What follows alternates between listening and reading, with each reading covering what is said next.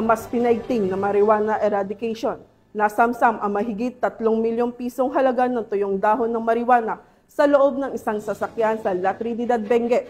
Ang buong detalye ng balita mula kay Patrolwoman Mayra Beran.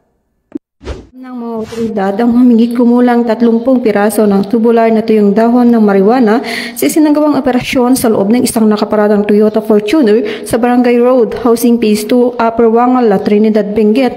Ito lamang ika-3 ng Hunyo, taong kasalukuyan. Ang operasyon ay pinangunahan ng La Trinidad Municipal Police Station, katuwang ang PDEU, PIU ng Benguet PPO at ng Philippine Drug Enforcement Agency, Cordillera.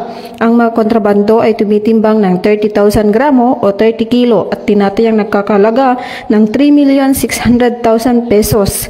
Bukod sa mga ilegal na droga, nasamsam din ang 650 piraso ng pekeng 1,000 piso at 1 piraso ng pekeng 500 piso. Ang mga nakumpiskang kontrabando kabilang ang sasakyan ay dinala sa La Trinidad MPS para sa kaukulang dokumentasyon. Patuloy naman ang Cordillera PNP sa pagpapaigting ng kampanya kontra ilegal na droga upang masugpo ang paglaganap ng pinagbabawal na gamot sa riyon at mapanatili ang kapayapaan at kaayusan sa komunidad.